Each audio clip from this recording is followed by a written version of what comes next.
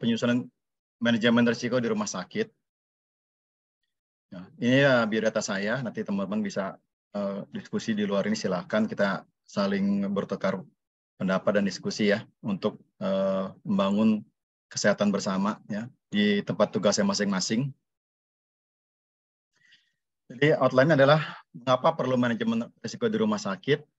Yang kedua adalah regulasi dari manajemen risiko di rumah sakit. Yang ketiga penyusunan manajemen risiko dan contoh dari formatnya. Jadi apa sih perlu ada manajemen rumah sakit ya, di manajemen risiko di rumah sakit? Ini yang terjadi ya. Mengapa diperlukan manajemen risiko? Rumah sakit merupakan tempat kerja yang memiliki risiko tinggi terhadap keselamatan dan kesehatan. Baik terhadap sumber daya manusia di rumah sakit, kepada pasien, pendamping pasien, pengunjung, maupun lingkungan di rumah sakit. Ini berita yang kemarin nih, baru saya pada hari Kamis kemarin di detik.com. Jadi selama 3 tahun pandemi ya, ini laporan dari ID, tercatat terdapat 2.172 nakes di Indonesia meninggal dunia karena COVID. Ya.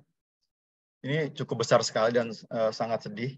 Ya, kita sama-sama mengalaminya dari awal, diproses sampai akhir sekarang. Gitu. Dan dari laporan dari tim mitigasi ID, dari dokter yang sebanyak 756 itu paling banyak ternyata yang meninggal dokter kebidanan, Obgyn. Ya.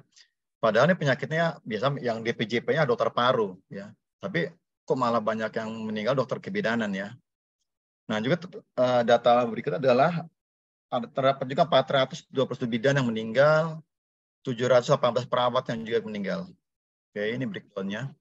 Jadi terdapat 756 dokter, ada perawat, ada bidan, dokter gigi ada 46 orang, ahli gizi 33 orang counseling ya 25 orang, kemudian teknik kardiovaskuler 2 orang, terapis gigi dan mulut 25 orang, ahli teknologi lab medik 22 orang, perekam medis 13 orang, tenaga kesehatan masyarakat 14 orang, tenaga teknis kefarmasian 40 orang, optometris 11, promkes 7 orang, radiografer 24, okupasi terapi 2, terapi bicara 1, dan elektromedis 12 orang. Ya.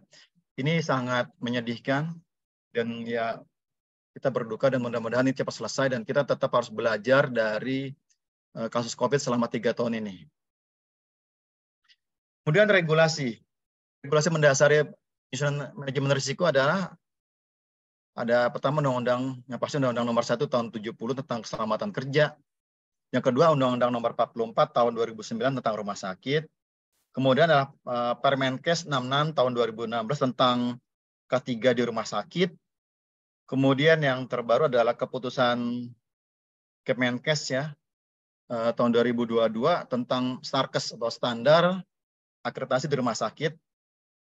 Dan di sini saya mengambil quote-nya dari contoh dari KARS ya tentang instrumen survei akreditasi. Undang-Undang Nomor 1 Tahun 70 ini dikatakan bahwa setiap tenaga kerja berhak mendapatkan perlindungan atas keselamatan dalam melakukan pekerjaan untuk kesejahteraan hidup dan meningkatkan produksi secara produktivitas nasional. Bahwa setiap orang lain yang berada di tempat kerja perlu terjamin pula keselamatannya. Artinya bukan hanya kita, tapi orang lain pun selamat. Ini di poin B-nya. Di poin C-nya adalah bahwa setiap sumber produksi perlu dipakai dan dipergunakan secara aman, efisien. Artinya sumber daya di lingkungan kita, ya properti, ya harus pun terjaga secara baik. Di undang ini, di Undang-Undang Nomor 44 Tahun 2009 tentang rumah sakit, di pasal 3, itu disebutkan tentang adanya manajemen risiko, di mana manajemen risiko terhadap pasien, pelapor, analisa insiden ya. Ini bisa dilihat di bagian penjelasannya di huruf B. Kemudian lagi di pasal 43 di ayat 1. Jadi yang dimaksud keselamatan pasien adalah proses dalam suatu rumah sakit yang memberikan pelayanan pasien yang lebih aman, termasuk dalamnya adalah asesmen risiko, identifikasi dan manajemen risiko terhadap pasien, laporan dan analisis insiden. Kemudian regulasi yang berikutnya adalah di Permenkes nomor 66, ini pegangannya orang K3 rumah sakit ini ya, Permenkesnya. Jadi dikatakan di pasal 12, manajemen risiko K3 rumah sakit sebagaimana dimaksud pada pasal 11 adalah bertujuan ya untuk meminimalkan risiko di sini sehingga menimbulkan efek yang buruk terhadap keselamatan kesehatan SDM rumah sakit, pasien, pendamping pasien, dan pengunjung. Ini Permenkesnya di pasal 12 di ayat 2 disebutkan bahwa manajemen risiko K3 rumah sakit sebagaimana dimaksud dilakukan secara menyeluruh yang meliputi yang pertama adalah persiapan ya. Sejak awal jadi dari perencanaan, di sini ada dari perencanaan, kemudian identifikasi bahaya potensial, yang C adalah analisis risiko, kemudian kita melakukan evaluasi terhadap risiko, yang E adalah pengendalian risiko, yang F adalah komunikasi dan konsultasi, dan yang G adalah pemantauan dan telah ulang atau monitoring dan evaluasi. Nah, di Kemenkes tentang Starkes di standar akreditasi itu terdapat 4 bab ya, ada 4 buah bab yang membahas tentang secara spesifik di elemennya tentang manajemen risiko, yaitu di TKRS atau di tata kelola rumah sakit, terutama di standar 2 dan 4. Kemudian di KPS atau kualifikasi pendidikan staf ya di standar 9. Kemudian di yang nomor 3 di bab tentang peningkatan mutu dan keselamatan pasien, terutama di standar 11 atau PMKP ya di standar 11. Kemudian yang keempat adalah manajemen fasilitas keselamatan MFK. Ini terdapat 11 standar ya. Dan ini memang adalah tanggung jawab dari di K3 di rumah sakit. Nah, di tata kelola ini dibahas tentang ditanyakan adalah di standar 2. Jadi adalah melaporkan hasil pelaksanaan program manajemen risiko kepada representasi pemilik atau dewan pengawas setiap 6 bulan. Jadi inilah dasarnya teman-teman kenapa harus membuat laporan per 6 bulan. Jadi laporannya baik dari ketua DP2K3 atau dari komite mutu atau dari komite K3RS. Jadi laporannya per 6 bulan ditujukan kepada pemilik yang melalui atau dewan pengawas rumah sakit. Di standar 14-nya di TKRS 14, programnya apa saja sih yang mencakup? Yaitu adalah nih, yang risikonya ya. Jadi ada risiko operasional, ada risiko keuangan, ada risiko reputasi, kemudian ada risiko strategis, dan adanya risiko kepatuhan terhadap regulasi. Ya. Inilah yang akan dikaji dalam penyusunan manajemen risiko ya. Jadi bukan hanya aspek medis, non medis, tapi dari 5 faktor ini. Kemudian di KPS pun ditanya ya, terutama di KPS 9. Rumah sakit menyelenggarakan pelayanan kesehatan dan keselamatan staf. Jadi yaitu dimulai dari screening awal. Jadi sejak karyawan masuk, screening awalnya ya didokumentasikan, dilaporkan, kemudian tindakan-tindakan untuk mengendalikan pajanan kerja yang berbahaya, kemudian adanya pendidikan, pelatihan, atau intervensi terkait cara pemberian asuhan pasien yang aman. Dan juga di poin D adalah pendidikan atau pelatihan intervensi terkait pengelolaan kekerasan di tempat kerja. Nah ini juga nih, ini hati-hati karena ini banyak kasus adanya kekerasan di tempat kerja. Ini juga termasuk dari bagian risiko nih. Bagaimana melindungi aset dan juga melindungi SDM yang ada di rumah sakit. Kemudian di KPS ya, di KPS dan di poin adanya pelatihan ya, pendidikan pelatihan untuk staf yang berpotensi melakukan kejadian yang tidak diharapkan atau kejadian sentinel. Yang poin F adalah tata laksana kondisi terkait pekerjaan yang umum dijumpai seperti cedera punggung, cedera lain yang lebih darurat. Kemudian poin G, poinnya adalah vaksinasi. Jadi, nah di sini teman-teman mungkin hampir semuanya sudah melakukan vaksinasi sampai dengan booster kedua artinya vaksinasi yang keempat kali. Tapi pengalaman saya kemarin, ternyata surveyor menanyakan tentang vaksinasi atau imunisasi di luar ini. Misalnya, untuk unit-unit tertentu seperti bagian HD atau bagian lab, baik lab biomo atau lab patologi klinis, apakah diberikan vaksinasi misalnya hepatitis B seperti itu. Lalu bagaimana dengan yang di bagian rawat jalan atau bagian pendaftaran, apakah diberikan vaksinasi flu? Nah, jadi ternyata kalau hanya vaksinasi COVID, dianggapnya semua sudah. Jadi yang diminta adalah, salah satu adalah adanya vaksinasi tambahan lainnya seperti hepatitis ataupun vaksinasi flu. Oke, kemudian di poin H adalah pengelolaan atau kesehatan mental staff. Nah, ini juga kemarin pasti banyak ya di antara kita juga yang sering ya. Ternyata begitu di antigen positif, kemudian di PCR ternyata positif, harus isoman. Nah, apakah ada edukasi, apakah ada semacam konseling dari teman-teman ini ditanyakan juga nih. Nah, untuk poin ini kemarin sih untuk saya itu bekerja sama dengan dari bagian PPI. Di PPI berdiskusi, memberikan konsultasi ya. Karena memang waktu awal-awal itu kita kan tidak bisa berkunjung, tapi diskusinya atau konsultasi by WA seperti itu ya, atau video call. Kemudian di MFK ya, MFK ini ya. Oh, ini di PMKP, di PMKP 11 ya. Di PMKP 11 ya.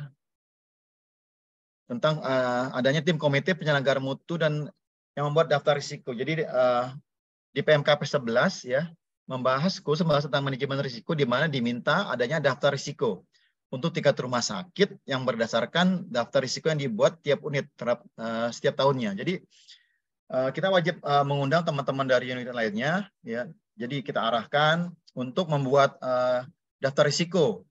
Kemudian setelah hasil tiap unit terkumpul, baru kita buat untuk daftar risiko di tingkat rumah sakit berdasarkan masukan dari tiap unit seperti itu. Oke. Ini PMKP 11 ya, bukan MFK. Oke. Lanjutnya. Kemudian ini strukturnya.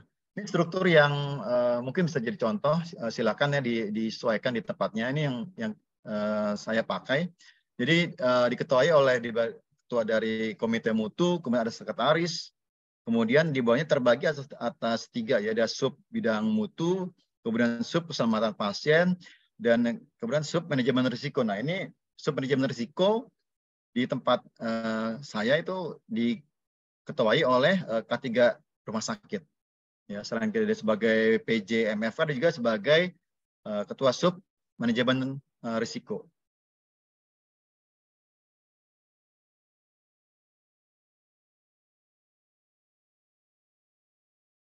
Nah, untuk MFK ini banyak sekali yang terkait tentang manajemen risiko ya, dimulai dari kepemimpinan, perencanaan, kemudian ada keselamatan, kemudian ada keamanan, kemudian pengelolaan bahan berbahaya, beracun dan 5B3, kemudian adanya proteksi kebakaran, adanya peralatan medis, adanya sistem utilitas, kemudian adanya penanganan darurat dan bencana, kemudian konstruksi dan renovasi, dan yang terakhir 10 adalah pelatihan. Oleh karena itu di standar 3 itu salah satu yang diminta adalah untuk penanggung jawab MFK ini dia punya sertifikasi untuk ahli K3 ya, baik ahli K3 umum maupun ahli K3 rumah sakit seperti itu ya. Waktu kemarin dari survei tidak mempermasalahkan baik umum ataupun K3 rumah sakit. Yang penting dia lihat ada sertifikat K3 seperti itu ya. Silakan mau sertifikasi dari BNSB ataupun dari Kemenaker, silakan ya. Lebih baik lagi kalau punya ahli K3 umum, kemudian ambil lagi spesialisasi tentang K3 rumah sakit, sehingga materinya cukup banyak dan luas. Nah, ini ada langkah-langkah bagaimana sih menyusun manajemen risiko ya. Yang pertama yang harus dilakukan adalah persiapan ya. Kita harus melakukan persiapan. Apa yang kita persiapkan?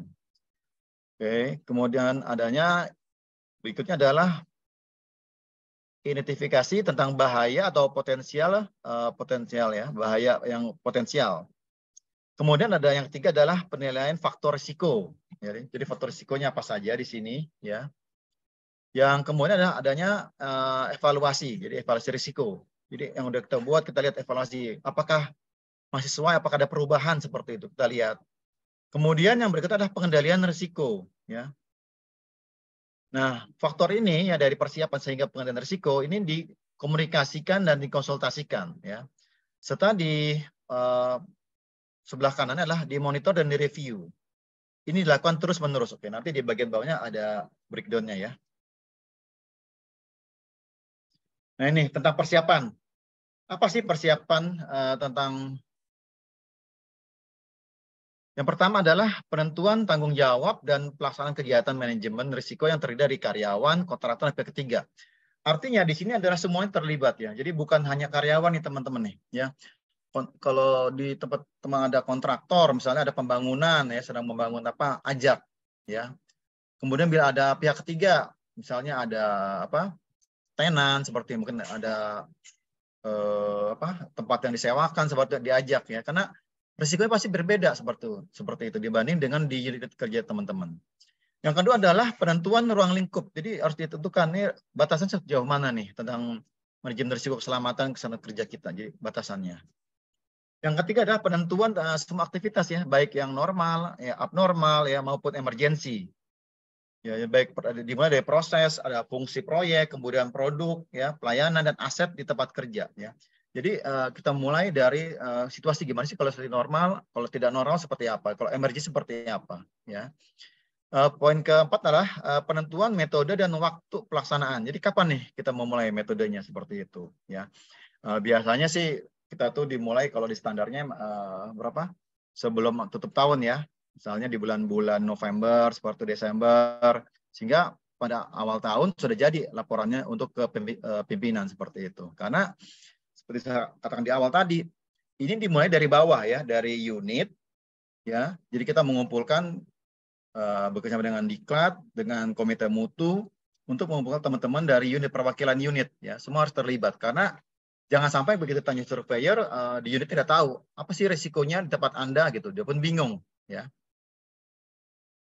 Nah, ini poin B adalah tentang identifikasi. Kita harus bisa tuh menjelaskan bahaya apa sih tempat kerja kita ya yang ada, dan di tiap unit itu bisa sama, bisa berbeda ya, bisa lebih banyak atau lebih sedikit dibanding unit lainnya. Oleh karena itu sifat-sifatnya sangat spesifik ya. Oleh karena itu kembali kita harus mengajak dari unit masing-masing ya. Ini contohnya nih. Misalnya tentang bahaya yang berpotensi apa? Fisik. Contohnya apa? Kebisingan ya. Adanya suhu ya. Adanya getaran atau lantai licin. Kemudian ada lagi bahaya tentang bahaya kimia ya. Adanya penggunaan alkohol, etilen oksida, bahan pembersih lantai ya, disinfektan, klorin. Nah, ini pasti banyak nih. Apalagi kita pasti waktu COVID kemarin ya banyak menggunakan bahan-bahan seperti ini ya. Kemudian bahaya ketiga adalah bahaya biologi ya. Contohnya bakteri ya, virus ya, mikroorganisme, tikus ya, kecoa, kucing itu kan ya, lalat sebagainya. Itu kan nggak boleh ya ada di rumah sakit ya. Kucing pun yang mungkin di rumah ya disayang-sayang dipiara, kalau di rumah sakit ya tidak boleh ada kucing seperti itu ya. Yang keempat adalah tentang ergonomi. Nah ini nih. Ini adalah mungkin kalau teman-teman ya ergonomi biasa kan ada di pabrik ya. Ternyata di rumah sakit juga ada ya. Ada beberapa unit atau bagian yang sifat pekerjaan itu statis ya. Biasa hanya satu tangan menggerakkan seperti itu misalnya ya, seperti itu. Kemudian manual handling, gimana cara mengangkat beban ya. Nah, ini yang mungkin harus diulang lagi, dilatih kembali seperti itu ya. Kemudian faktor kelima adalah potensi kelima ada tentang bahaya psikososial. Contohnya beban kerja ya, hubungan atasan dengan bawahan ya, hubungan antar pekerja yang tidak harmonis. Nah, ini terkadang teman-teman suka lupa nih faktor psikososial nih ya. Jadi teman asik dengan pasien, asik tapi dengan faktor psikososial beda ya. Dan ini biasanya kasusnya tersembunyi, artinya kalau nggak ada ini jarang ada laporannya. Nah, ini kita perlu ada pendekatan. Nah, nanti ada dibahas tentang gimana cara berkomunikasinya. Kemudian bahaya keenam ya adalah bahaya tentang mekanikal. Contohnya terjepit ya. Ini biasa di bagian-bagian umum ya, di bagian teknisi ini ya. Dia banyak bagian pengelasan ya, pemotongan alat ya, memotong keramik, kemudian dia harus masuk ke tempat tertentu seperti itu. Nah, ini ada risiko-risikonya. Yang ketujuh adalah bahaya elektrikal nih. Contoh tersengat listrik ya. Kita pasti berbahan listrik ya. Nggak ada yang tidak menggunakan listrik semuanya. Ini bahaya nih. Listriknya baik yang statis ya. Dan ini harus diwaspadi nih teman-teman. Karena ini nggak kelihatan ya. Baru kelihatan kalau tersetrum. Nah ini gimana edukasinya terhadap di bagian unitnya ya. Yang ke-8 adalah contoh tentang limbah ya. Contohnya adalah limbah padat, misalnya contoh padat baik medis non medis ya, limbah gas, limbah cair ya. Nah ini harus dikelola secara baik karena salah satu yang ditanya juga akreditasinya tentang TPS ya. Gimana TPS-nya? Mana MOU-nya? Mana logbook-nya? Mana catatan timbangan hariannya? Dan itu harus dijalankan ya. Jadi memang di sini K3 juga harus berkolaborasi dengan bagian Cashlink ya. Karena datanya di sana seperti itu ya. Nah ini contoh-contohnya ya teman-teman ya, contoh bahaya potensial yang berdasarkan lokasi dan pekerjaan di rumah sakit ya. Ini hanya sebagian saya ambil. Misalnya contoh bahaya potensial panas ya. Ini di mana yang ada panas nih? CSSD ya. Di mana lagi? Dapur ya. Di mana lagi? Di bagian apa? Laundry ya. Di mana lagi ya? Insinerator ya. Di bagian boiler. Di mana lagi? Misalnya di bagian security yang di depan ya, di parkir ya. Di mana lagi? Ya, kalau nggak salah dulu waktu awal-awal COVID itu banyak orang melakukan tes antigen tuh di depan di halaman karena untuk dia udah terbuka ya.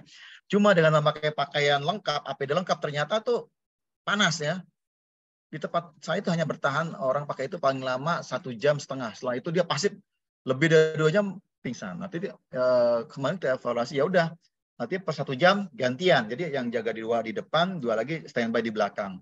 1 jam ganti. Karena memang panas ya pakai pakaian seperti itu ya APD-nya untuk melindungi. Tapi kan cukup berkeringat ya walaupun sudah dikasih kipas atau dikasih AC seperti itu. Jadi kita pun melakukan evaluasi di sini. Kemudian contoh bahaya berikutnya adalah tentang radiasi. Contohnya di orang X-ray ya, di orang OK ya, mungkin yang ada siamnya ya. Kemudian untuk unit gigi seperti itu. Nah, ini adalah orang yang berisiko nih, misalnya apa? Yang pasti ahli radiologi ya, radiografer ya. Kemudian dari dokter kedokteran nuklir seperti itu. Oleh karena itu biasanya dia ada apa? Ada baju khusus ya, dan juga ada tanda ya seperti itu. Sehingga bisa dilihat kadar udah berapa persen dia. Ya. Kalau memang sudah melebihi harus istirahat, ganti dengan yang lain. Kemudian contoh bahaya fisik misalnya apalagi kebisingan ya. Misalnya di bagian di PSR, misalnya di bagian laundry ya, bagian dapur ya. Ini bising ya, mesin yang terus berputar seperti itu ya. Di gedung ya, di genset ya. Nah ini bahaya kebisingan nih. Nah, siapa yang berisiko di sini? Adalah karyawan atau pekerjaan di lokasi. Nah ini yang teman-teman yang harus nanti mengarahkan nanti begitu mengumpulkan teman-teman dari unit apa ya. Nah ini misalnya Anda tugas di mana? Oh saya di bagian teknisi. Oh bahaya apa? Oh kebisingan. Apalagi oh saya di bagian IGD. Apa bahayanya? Misalnya terpapar penyakit. Nah kita harus bisa menjelaskan apa sih resikonya. Nah ini tugas kita sebagai ahli K3 dalam menyusun manajemen risiko di unit. Nah karena teman-teman itu lupa atau mungkin ingat ya. Biasanya ingat selalu tertusuk jarum. Padahal ada lagi yang lupa misalnya, ya penggunaan APD, kemudian penggunaan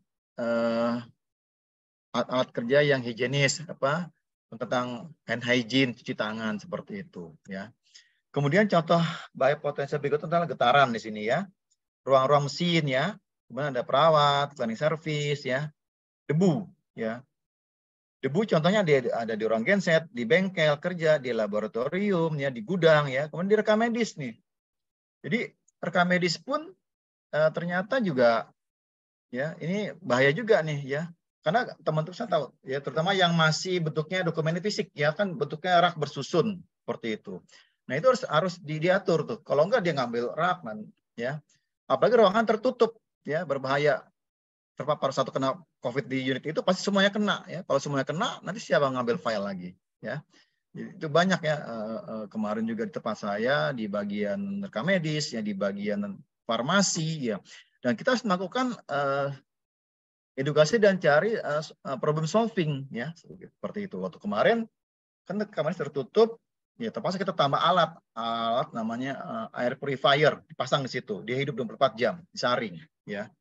Dan artinya orang keluar nggak boleh masuk, dipisahkan. Jadi yang masuk di dalam, di luar seperti itu. Ya, untuk mencegah terpaparnya. Ya, jadi kita pun dengan contoh ini bisa menyusun ya. Ini tugas-tugas dari teman-teman semuanya. Contoh-contoh formnya ya. Jadi ini nanti bisa teman-teman ambil ya. Contohnya ada di Permenkesnya, semua ada di referensinya ya. Tinggal dimasukin nih. Ini nomor kegiatannya apa ya? Tujuan kegiatannya apa? Kemudian kode risikonya apa ya? Kemudian pernyataan risiko sebabnya karena apa? Nah ini pemilik risiko siapa sih? Ada unitnya. Misal di rekam medis ya kepala unit rekam medis ya. Kemudian ya tanggal dibuatnya nih, koordinator siapa nih? Ini ya koordinator dari tadi yang ketua sub manajemen risiko ya dari komite mutu ya. Dia harus mengarahkan ya. Jadi kalau teman-teman kurang paham nggak apa-apa, kita bisa berlatih bersama ya, kita sama-sama membuat. Ini loh yang bisa diaplikasikan seperti itu dan memangnya butuh proses ya. Kita buat paling sederhana dulu. Ini tabel ini silakan dipakai. Kemudian bagian C tentang analisis risiko. Nah ini apa sih analisis risiko itu? Jadi analisis risiko adalah kemungkinan ya atau probable. Jadi kemungkinan bahaya yang potensial menjadi nyata gitu. Contohnya apa sih? Misalnya frekuensi atau durasi pajanan nih. Misalnya kebisingan kembali yang paling mudah. Kebisingan. Dia sering nggak sih masuk kerja di ruang genset? Oke. Berapa desibel di situ? Kan ada ukurnya kan. Berapa lama? Ya, tingkat kebisingan makin tinggi, durasi bekerja makin berkurang seperti itu. Ya. Belum lagi kita pakai APD, apa kayak APD-nya? Dipakai nggak dia? Helmnya dipakai nggak? Safety shoes dipakai nggak? Kemudian earplug atau earmuff dipakai nggak seperti itu ya? Atau pakai double ya seperti itu. Nah ini sangat diperhatikan dari teman-teman. Kemudian aktivitasnya, kerjanya apa nih? Ya seperti itu kita buat juga. Serta upaya apa sih yang dilakukan? Nah yang tadi saya katakan. Jadi gimana nih ya untuk kemungkinan bahayanya? Udah dilakukan upaya pencegahannya belum? Dan pengendaliannya ya? Pengendalian tingkat pajanannya seperti apa? Dan dalam analisa risiko ini juga jangan lupa adalah yang harus diperhatikan adalah pertama perilaku nih. Kadang-kadang orang ya itu masuk, gitu, pakai keluar lagi seperti itu. Jadi kadang-kadang nggak konsisten ya. Misalnya contoh seperti ini. Perawat itu kan tidak diperkenankan memakai pakaian dari rumah ke tempat bekerja. Jadi diharapkan perawat datang, salin pakaiannya di tempat bekerja, baru bekerja. Sebaliknya seperti itu, pulang, mandi dulu, ganti pakaian, baru pulang. Sehingga pulang ke rumah dalam kondisi aman. Ya. Nah ini perilaku ini berjalan nggak? Ya perilaku bekerjanya nih.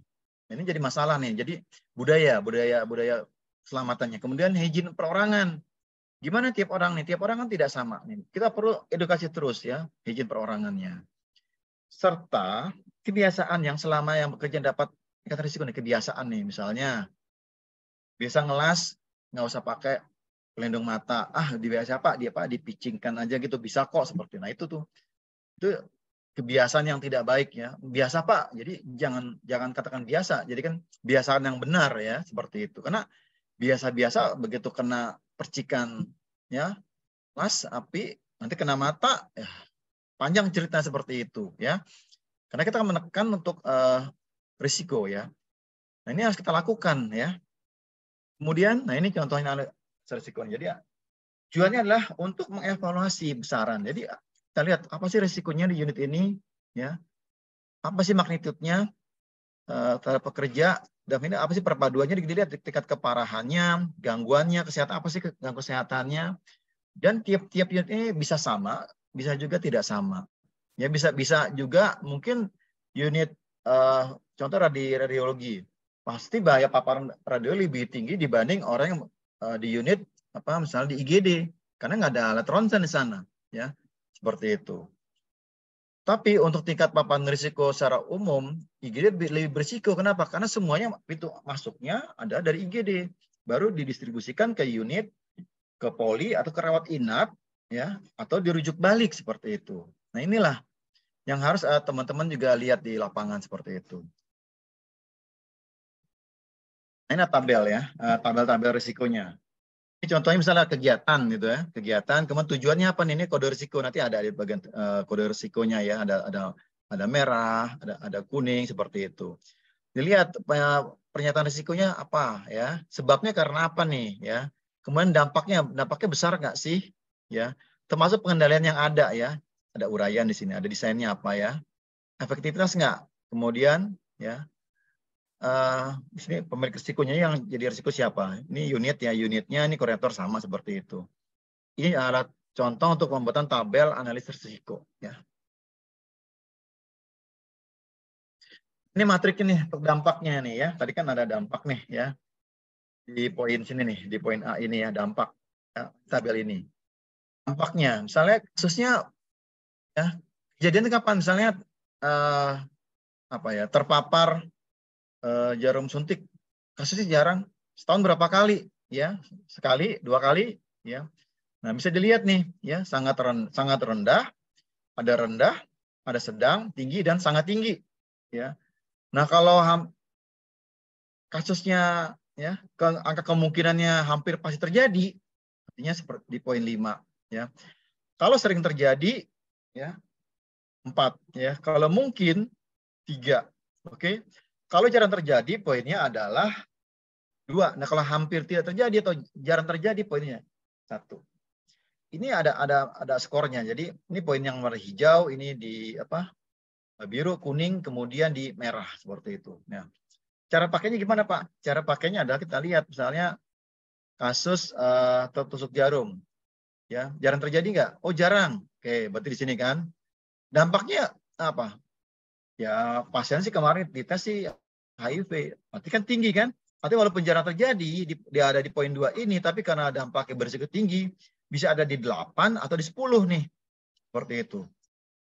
Ya, jadi poinnya ada 10 atau 8. Lihat tadi. Kalau ternyata, oh, tertusuk jarum, tapi pasiennya di tes ternyata hepatitis negatif, kemudian HIV negatif. Oke, berarti poinnya bisa di dampaknya di nomor 4 ini, ya, di 2 seperti ini. Ya. Nah, ini yang perlu berarti sama-sama ya. Jadi kita coba nanti sama-sama ya, teman-teman silakan nanti bisa mencobanya. Nah, kemudian tentang evaluasi. Jadi risiko yang kita udah dapatkan dari data sebelumnya itu bisa dievaluasi juga ya. Apakah ya tingkat risiko yang kita buat itu masih sesuai ya dengan standar yang digunakan ya pada tahapan ini. Jadi tingkat risiko yang telah diukur pada tahapan yang sebelumnya dibandingkan nih. Contoh seperti ini. Waktu sebelum COVID ya hampir semua pertemuan adalah tatap muka ya. Setelah COVID karena penularannya dari manusia ke manusia sehingga untuk tatap muka dihindari. Jadi pakai Zoom. Artinya dievaluasi kan risikonya. Karena risiko tinggi, tapi rapat nggak mungkin dihindari kan. Ya udah kita rapat dengan Zoom seperti itu. Kemudian semua rapat ataupun pertemuan kalaupun tetap terpaksa tatap muka harus di antigen dulu. Kemudian tetap jaga jarak ya di sebelah kiri sebelah kanan seperti itu. Dan itu yang harus dievaluasi ya teman-teman contohnya. Kemudian juga evaluasi lagi tentang penggunaan alat ya, penggunaan tindakan tertentu yang kita evaluasi. Karena bisa saja ya ada update terbaru tentang suatu risiko yang ada ya mungkin kita belum ada tempat kita tapi tempat lain sudah ada. Ini adalah evaluasinya nih ya, dimulai dari inspeksi. Jadi ini kegiatannya kayak sepele ya yang teman-teman suka keliling ya, ronde ya, safety ronde tiap bulan ya. Jadi dimulai dari inspeksi periodik serta aspek keselamatan dan hygiene industri. Kemudian adanya wawancara non formal nih. Jadi kita tanya gimana seperti itu, gimana perkembangannya. Jadi kita jalan ya diskusi. Kemudian bisa juga dengan pemeriksaan kesehatan ya. Jadi dari pemeriksaan awal kan kita tahu ya ada di TKRS 9 ini pemeriksaan kesehatan awal, pemeriksaan kesehatan berkala dan pemeriksaan kesehatan khusus ya. Kalau khusus itu misalnya ada tindakan tertentu yang berisiko atau ada karyawan yang akan masuk usia pensiun seperti itu. Sehingga tidak ada komplain setelah dia keluar ternyata wah saya sakit nih karena bekerja di tempat seperti ini. Nah, buktinya apa? Mesti ada MCU seperti itu, ya. Makanya di sini ada nih di poin ketiga ya. Kemudian di poin keempat untuk evaluasi adalah pengukuran pada area lingkungan kerja nih kan teman-teman suka melakukan ya apa pengukuran kebisingan ya apalagi pencahayaan ya kemudian pengukuran tentang apa bahaya biologi seperti itu. Karena itu penting. Jadi meskipun terkadang random ya, karena memang biaya cukup mahal ya. Jadi disikan di random. Jadi tahu berapa sih tingkat bahayanya seperti itu ya. Kemudian cahaya berapa sih yang dibutuhkan ya. Dan yang kelima adalah pengukuran sampel personal nih. Nah ini Misalnya apa contohnya? Contohnya teman-teman punya bagian dapur gizi yang kita harus melakukan namanya swab ya, swab rektal seperti itu. Ya jangan sampai pramusaji kita atau chef kita ternyata adalah mengidap penyakit TBC. Bisa dibayangkan ya, dia mengolah makan ternyata dia memiliki penyakit TBC seperti itu. Ataupun chefnya oke, tapi gimana itunya messenger pramusajinya? Kemudian bagaimana dengan bahan-bahannya juga ya? Nah ini. Jadi perlu juga pengukuran. Nah ini ada standarnya tentang food hygiene ya. Di tempat kami kita jalankan tuh per 6 bulan, ya, karena memang diminta standar per 6 bulan untuk khusus untuk bagian dari unit gizi. Kemudian adanya hasil evaluasi. Jadi jangan lupa nih, yang harus dievaluasi juga adalah tentang gambaran tentang seberapa penting sih risiko yang ada. Nah ini kita lihat ya. Berapa tingkat risikonya ya. Kemudian gambaran tentang, kan risiko banyak Pak, ada banyak di tempat kami Pak. Gimana ya? Ya pilih kita buat skala prioritas ya. Mana risiko yang dianggap yang perlu ditanggulangi seperti itu.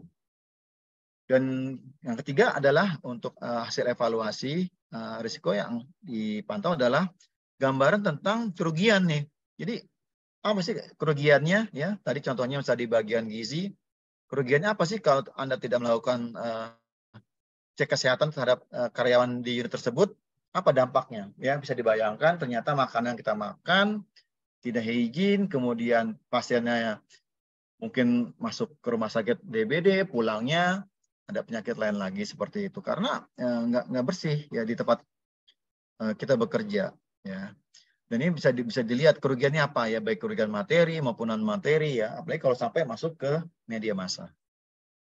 Kemudian yang poin keempat adalah masukan atau informasi tentang pertimbangan tahapan pengendalian. Jadi karena begini, kita ada dapat data, kemudian kan langsung dibersihkan, kan ada tahapannya seperti itu. Jadi mulai dari mana? Nah ini mesti dikelola juga sebaik oleh teman-teman nih, informasi tentang gimana sih tahapan pengendaliannya ya di poin keempat ini sehingga hasil evaluasinya baik ya.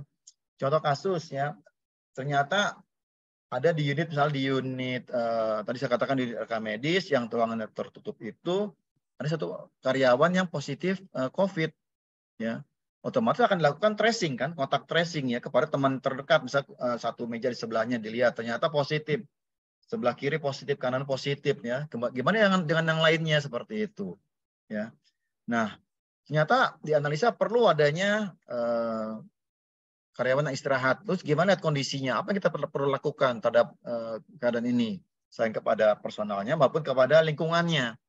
Nah ini misalnya tadi saya katakan kalau di tempat saya salah satu solusinya adalah bisa membuka jendela. Tapi kan mungkin kalau di Jakarta agak susah. Mungkin di teman-teman di daerah masih sirkulasi baik, terbuka ya. Tapi tempat kalau gedung bertingkat, tertutup, ya kita terpaksa pakai alat ya. Kita pakai alat misalnya tadi contohnya air purifier ya. Dihitung, misalnya di dalam ruangan itu ada 10 orang, oke? Satu shift 10, oke? Shift pagi 10, shift sore 10, shift malam misalnya hanya 3, ya. Nah, 10 ini butuh berapa? Luas per meter perseginya berapa? Kemudian alat itu berapa? Ini kan pasti alatnya mahal. Mungkin kita bisa anggarkan mungkin bulan ini satu, kemudian 2 bulan lagi beli satu seperti itu ya. Jadinya tetap ada tindakan untuk tahapan pengendaliannya. Kemudian berikutnya ini tentang pengendalian risiko nih ya. Di poin E ini pasti semuanya teman-teman sudah paham ya tentang di K3 ada ini namanya apa piramida terbalik ya. Ini adalah yang tahap yang paling ideal adalah eliminasi ya. Jadi menghilangkan risiko fisik dari bahaya ya. Misalnya Anda teman-teman kerja di rumah sakit, untuk menghindari bahaya dari risiko penyakit ya gampang nggak kerja di rumah sakit ya. Tapi nggak mungkin ya. Anda sudah kuliah di situ, bekerja di situ, ya itu memang bidang Anda. Artinya bahaya tidak bisa dihindari, nggak bisa dieliminasi, ya. Karena nggak bisa dihindari, ya udah turun ke level berikutnya yang namanya substitusi, ya. Bisa nggak digantikan, misal tindakan operasinya karena pasiennya itu berisiko, tindakan pakai robot gitu, robot ya, robotic surgery, bisa nggak seperti itu? Ya, artinya kita menggantikan ya. Atau misalnya ada suatu kita harus mengirim barang, ternyata di lingkungan tersebut berisiko karena banyak terjadi tindakan kriminal. supaya aman, tapi karena nggak ada jalan lain cuma satu-satunya, bisa nggak misalnya dengan adanya mungkin bukan pegawai kita yang berangkat, tapi kita menggantikan orang lain atau adanya asuransi seperti itu. Kemudian ternyata nggak bisa juga, ya harus bisa seperti itu. Ya udah, bisa nggak direkayasa teknik di sini, ya. Ya tadi misalnya dengan alat seperti itu ya. Nah, dirubah artinya keterlibatan manusia ini dikurangi seperti ini, ya. Kemudian nggak bisa juga, bisa nggak dengan administrasi? Contohnya apa? Contohnya adalah pengendalian dengan administrasi adalah tentang jadwal shift, gitu kan. Dalam satu shift tidak diperkenankan orang tuh dari selama setahun misalnya masuk pagi itu, atau hanya sore atau hanya malam seperti itu. Harus bergantian ya. Kenapa? Karena semua orang juga butuh waktu pengen istirahat, yang malam pasti juga pengen ketemu pagi ya, ketemu sore seperti itu. Karena jam biologis manusia memang ya malam harus tidur gitu kan. Walaupun bekerja tidak merubah siklus yang sudah ada seperti itu. Nah, ini perlu diatur nih semuanya. Artinya ya teman-teman juga contoh tadi ya penggunaan APD. APD waktu kita awal COVID melakukan pengambilan sampel kan pakai pakaian APD lengkap, panas, ya udah bergantian 1 jam di depan, 1 jam kemudian ditarik ganti yang lain seperti itu. Plan berjalan, tapi petugas pun bisa istirahat ya. Ini harus kita lakukan. Jadi kita lihat ya. Kalau 1 jam pun nggak tahan, Pak, panas seperti itu. Oke, apa lagi misalnya? Oke, mungkin dirubah lagi ya. Baru mungkin 30 menit ya. Nah, terakhir ini APD ya. Jadi banyak teman-teman juga mungkin kalau kita kasih orientasi umum ya, gimana melindungi dari bahaya? Pasti jawab semuanya apa? APD seperti itu.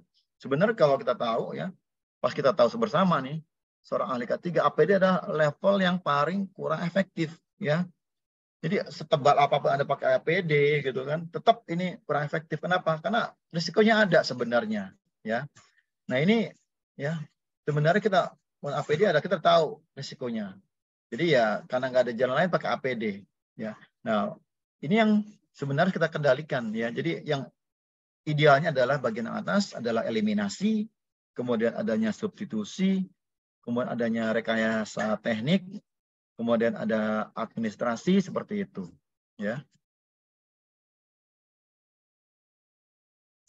Kemudian di bagian berikut tentang F ya.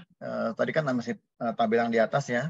Di bagian tentang komunikasi ya, di bagian kanan ya, tentang komunikasi dan konsultasi. Jadi sangat penting ya untuk mengembangkan rencana komunikasi baik kepada kontributor internal maupun eksternal. Jadi waktu kita bertanya kepada teman-teman staf karyawan, kita tanya ya, kita tanya di bagian internal maupun eksternalnya, gimana sih keadaannya, apa sih risikonya. Jadi kita tanya tanyanya tektokan gitu ya. Jadi nggak searah ya, tanya seperti itu. Kemudian ada komunikasi yang sifatnya dialog dua arah ya. Jadi kita sebenarnya apa sih yang diharapkan seperti itu. Jadi pertanyaan bukan ya tidak seperti itu. Apa? Sehingga mereka teman-teman yang itu merasa ikut serta. Jadi bukan hanya nih risiko kamu dikasih, meskipun kita tahu bisa kita buat ya. Tapi mereka akan merasa tidak, itu bukan buatan saya seperti itu. Ya, ini dibutuhkan diskusi, komunikasi dan konsultasi. Kemudian berikutnya adalah komunikasi untuk meyakinkan pihak yang pengelolaan sebagai pasar. Nah ini di poin ketiga ini adalah untuk yang mengambil keputusan bisa kepada pimpinan. Kita lapor, dok, ternyata dia setelah brainstorming kita adakan tentang pelatihan penyusunan manajemen risiko, ternyata risiko di unit misalnya di radiologi ternyata adalah kebakaran gitu. Kenapa? Karena itu nggak ada APAR. Kemudian elektrikalnya sudah lama gitu, nggak pernah dikontrol seperti itu. Itu dari mereka. Nanti betul nggak? Ya, kita perlu yakinkan. Misalnya kita lihat ke lapangan ya, kemudian kita perbandingkan alatnya benar nggak, sudah berapa lama, benar nggak ada alat aparnya seperti itu. Karena mungkin saja pimpinan karena mungkin kesibukannya ya, mungkin kurang terkomunikasikan. Tugas kita lah semua sebagai K3 menjelaskan ini loh ya yang diharapkan. Dan mungkin juga ya ada isu-isu atau fokus perhatian yang mungkin akan sangat meluas. Artinya mungkin mereka mengharap banyak seperti itu. Nah ini harus dikelola secara baik oleh teman-teman di K3. Gimana sih ya? mengolah isu-isu ini, kemudian fokus kepada hal yang paling pokok ya, hubungan antara risiko dan isu yang dibicarakan. Karena biasanya wah ya ideal seperti, tapi kan kita kadang-kadang kita harus nanti apa ya, kita realisasikan, kita lapor ke pimpinan, bisa nggak ya kita belikan seperti itu, kita bisa nggak kita arahkan ya. Ini butuhnya adalah komunikasi dan konsultasi. Jadi silakan teman-temannya berkonsultasi mungkin ke bidang lain atau ke ahlinya lagi, misalnya kalau ke DPJP ataupun teman-teman ketiga lain, silakan. Artinya kita bisa berdiskusi ya. Di tempat saya ada risiko seperti ini, apa ya idealnya seperti ini. Saya nggak ada gitu. Jadi silakan gunakanlah forum ini ya, kita berdiskusi ya. Silakan juga kalau setelah selesai kita diskusi apa sih yang jadi isu dan fokus di tempatnya. Oke, kemudian yang berikutnya ini pemantauan nih. Ya, ini kadang-kadang suka lupa ya teman-teman, pemantauan telah ulang ya. Jadi yang pertama pemantauan selama pengendalian risiko berlangsung. Jadi kegiatan dikendalikan, dilihat, dipantau. Ada nggak sih perubahan? Ataukah ternyata ada variabel baru yang ternyata nggak sesuai seperti itu ya. Jadi adanya pemantauan ya selama pengendalian risiko yang perlu dilakukan untuk mengetahui perubahan-perubahan yang bisa terjadi. Kemudian adalah perubahan-perubahan yang tersebut perlu ditelah ulang untuk selanjutnya dilakukan perbaikan-perbaikan. Yang pemantauan ketiga adalah pada prinsipnya sama pemantauan orang perlu lakukan ya guna menjamin terlaksananya seluruh proses manajemen risiko dengan optimal. Sabar ya teman-teman, nanti ada momennya ya untuk tanya jawab yang nanti diatur sama Mas Arief ya. Nah ini penilaian probabilitasnya nih, tadi saya katakan nih ya. Tingkat risikonya kapan ya? Ada satu hampir terjadi ya. Levelnya makin tinggi ke 5 berarti hampir ya. Ini hampir tidak terjadi, jarang terjadi, kadang terjadi, sering terjadi, ini hampir terjadi. Ini tingkatnya berapa misalnya, berapa persen ya? Nah ini misalnya kejadiannya 10-30%, ya ini 30-50 ya. Ini 50 sampai dengan 90%. Kemudian juga ini adalah tentang peristiwa yang misalnya hampir terjadi ya, sering kejadian misalnya baru Januari kebakaran, ternyata ada kebakaran lagi ya, mungkin di unit yang berbeda tapi di tempat yang sama, rumah sakit yang sama, artinya risiko di sana untuk kebakaran tinggi seperti itu ya. Ada tabel dampak atau konsekuensi nih, jadi harus tahu juga nih yang contoh dari tadi dampaknya apa sih ya. Cuma kecil tapi lihat dampaknya tinggi nggak di sini ya. Jadi kalau nggak signifikan bagi nggak cedera seperti ini. Kemudian kalau minor, artinya cedera ringan, dapat diatasi dengan pertolongan pertama nih. Kalau moderat, artinya cedera sedang atau berkurangnya fungsi motorik. Ya, artinya udah perhatian nih kalau sampai masuk di kuning ya. Kalau cedera tingkat risiko ada mayor, ya, ini cedera meluas ya, kehilangan fungsi motorik, sensorik, dan psikologi. Nah, yang 5 nih jangan sampai kejadian ya tentang katastrofik. Ya. Kematian tidak berhubungan dengan perjalanan penyakit. Nah ini yang dikhawatirkan. Jadi kita lihat juga ya. Contoh registernya ya. Oke, nanti silakan ini aja pakai. Artinya sebenarnya rumah sakit dapat membuat sendiri ya. Bisa diambil apa ya plak dari seperti ini atau dimodifikasi lagi, nggak apa-apa ya. Pakai bahasa Indonesia, pakai apa disesuaikan dengan lingkungan tempat bekerjanya gitu ya. Kalau emang ternyata nggak bisa ya kita buat apa sih bisa yang sederhana yang mampu laksana, ini contohnya. Oke. Juga ada tambah risiko bisa seperti ini. Jadi contohnya ada di Permenkesnya juga ada ya teman-teman, nanti bisa dilihat di lampiran ya. Untuk dampaknya tadi saya jelaskan ya, kemudian pernyataan risikonya di berapa seperti itu. Kemudian ini contoh lagi ya, tentang kejadian risiko. Jadi potensi kejadian apa nih risiko yang terjadi nih seperti ini ya. Kemudian penyebabnya apa? Ini faktornya apa ya. Jadi satu lembar ini misalnya ada 5 dibagikan ke tiap unit ya. Dijelaskan dulu bagi dalam bentuk Excel, dibagikan diisi sendiri seperti ini. Kasih contoh lah di awal seperti ini. Untuk poin 1 sampai 5 diisi sendiri. Nah, nanti kita kumpulkan, kita jelaskan ya seperti itu sehingga mereka tahu ya dampaknya apa. Oh, dampak bisa ini. Contohnya apa? Kemudian penanganan seperti apa nih ya.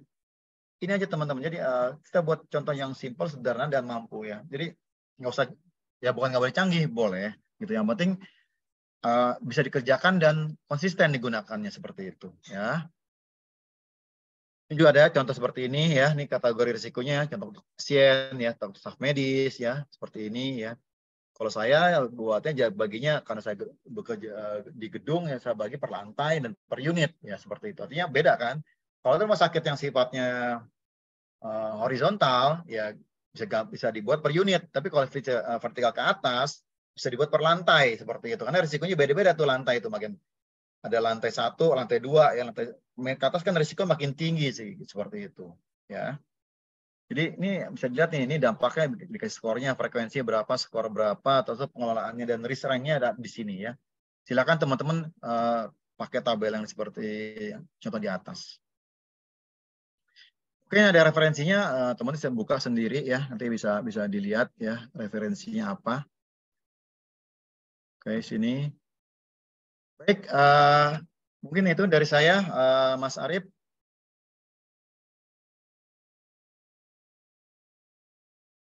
Oke, baik. Terima kasih Pak Wahyuda. Ini sudah makin banyak yang bertanya nih ya Pak. Dan buat teman-teman semuanya yang nanti ingin bertanya, silakan nanti bisa bertanya melalui kolom Q&A. Tapi sebelum itu, kita ada mau memberikan informasi dulu untuk teman-teman semuanya. Terkait dengan info sertifikat dan juga untuk info apa saja yang ada di media tamu untuk promo-promonya untuk bulan ini. Oke, baik.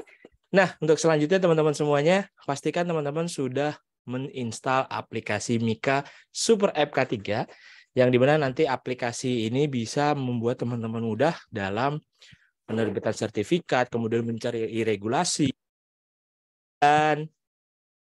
dan untuk teman-teman semuanya pastikan juga sudah platinum ya untuk akun Mika Super App K3-nya. Caranya adalah silakan teman-teman bisa klik yang ada di pojok kiri atas ya. Kalau tulisannya platinum, maka untuk akun Mika teman-teman sudah platinum. Nah, kalau misalkan diklik fotonya, nanti akan muncul kartu seperti ini. Tapi jangan khawatir kalau misalkan teman-teman belum muncul kartunya, itu sedang proses rendering atau proses penerbitan kartu. Nah, nanti mohon ditunggu saja. Dan kalau buat teman-teman yang masih silver, itu munculnya silver seperti ini. Nah, kalau diklik nanti fotonya, nanti akan keluar untuk upgrade kartu platinum. Nah, kemudian silakan teman-teman ikuti langkahnya sampai akhir, lalu bisa dipilih 3 bulan, 6 bulan, ataupun 1 tahun. Dan pembayarannya bisa melalui virtual account, bisa juga melalui e-wallet. Dan klik bayar dan nomor rekeningnya tertera di aplikasi Mika Super App K3. Dan nanti penyedia jasanya, teman-teman bisa pilih untuk metode pembayaran, ada panduannya nanti di bawah ya. Biasanya Sendit ya teman-teman untuk bisa memilih penyedia jasanya. Nah, kemudian ada informasi juga buat teman-teman semua terkait tutorial aplikasi Mika Super App K3 ini, bagaimana caranya untuk mendownload e-sertifikat dan juga untuk absensi. Nah, kita akan tonton videonya bareng-bareng.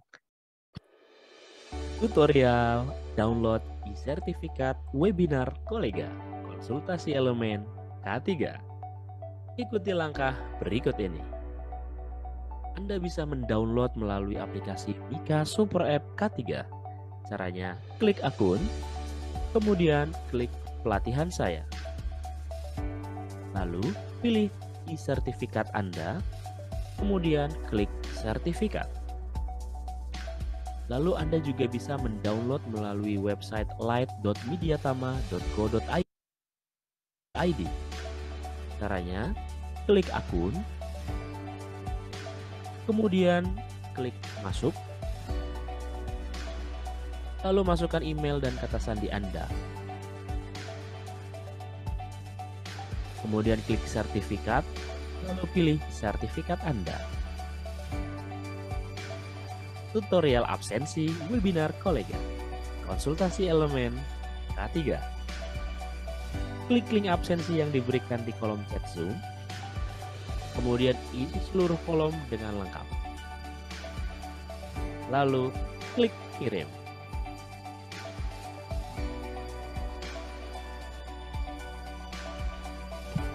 Oke. Nah, itu tadi dia teman-teman untuk cara untuk mendownload e-sertifikat dan juga untuk mengisi absensi. Nah, absensi nanti akan kita bagikan setelah ini ya. Dan nanti setelah tayangan slide ini kita akan berikan absensinya di kolom chat. Nah, buat teman-teman semuanya, pastikan juga sudah mensubscribe channel YouTube-nya Kak Cik Denny, karena untuk video-video webinar kolega juga akan kita upload di channel YouTube-nya Kak Cik Denny, dan juga ada beberapa informasi tentang pertanyaan seputar K3 juga kita upload di Kak Cik Denny. Jangan lupa di-subscribe dan diklik loncengnya supaya tidak ketinggalan video-video selanjutnya yang terbaru dari Kak Cik Denny. Dan juga teman-teman semuanya terkait perpanjangan dan lisensi, ya, lisensi S dan juga SKP, silakan teman-teman bisa memperpanjang ya untuk SKP dan lisensinya. Itu untuk yang ahli K3 umum di 1499 juta saja teman-teman ya. Bisa perpanjang sebelum 1 tahun ya teman-teman, karena kalau sudah lewat dari 1 tahun nanti akan ada refreshment kembali. Jadi lumayan kalau misalkan teman-teman refreshment kembali, harganya jadi ikutan kayak pelatihan lagi. Dan juga buat teman-teman semuanya yang mengikuti, misalkan yang punya lisensi damkar, supervisor peranca, teknisi K3 listrik sampai dengan alat berat, itu juga bisa untuk perpanjangan lisensinya hanya di 999.000 saja. Kemudian untuk selanjutnya buat teman-teman perusahaan yang khusus kontraktor konstruksi, ini ada juga kita paket sertifikasi SMK 3 PP nomor 50 tahun 2012, itu hanya di 19,5 jutaan saja. Dan juga untuk teman-teman yang di manufaktur atau pabrik dengan 166 kriteria, kita ada di 24,5 jutaan saja. Dan juga kalau misalkan teman-teman ada yang ingin mendapatkan 4 sertifikat sekaligus, ada ISO 9001, 14001, dan 45001, kita juga ada di 33,5 jutaan saja teman-teman. Silakan dimanfaatkan untuk kesempatan ini. Dan juga buat teman-teman semuanya nih yang ingin berkecimpung di dunia K3, silakan bisa mengikuti untuk pelatihan ahli K3 umum, dan kita akan running di tanggal 25 Maret sampai dengan 10 April. Ini sifatnya online training, dan buat teman-teman yang mengikuti ahli K3 umum Kemenaker RI mendapatkan free sertifikat ahli K3 muda dari BNSP. Nah, ini syaratnya minimal D3 ya teman-teman. Buat teman-teman yang ingin ikutan offline juga ada. Kita akan adakan untuk tatap mukanya itu di tanggal 16 sampai dengan tanggal 30 Maret 2023. Kemudian juga kalau untuk yang teman-teman SMK nih bagaimana nih? Bisa mengikuti yang ahli K3 muda BNSP. Dan kita akan running tanggal 27 sampai tanggal 31 Maret. Dan ini teman-teman menarik lagi bisa mendapatkan 10 sertifikat tambahan ya dari Mediatama. Dimulai dari awareness firefighting sampai dengan K3 lingkungan kerja.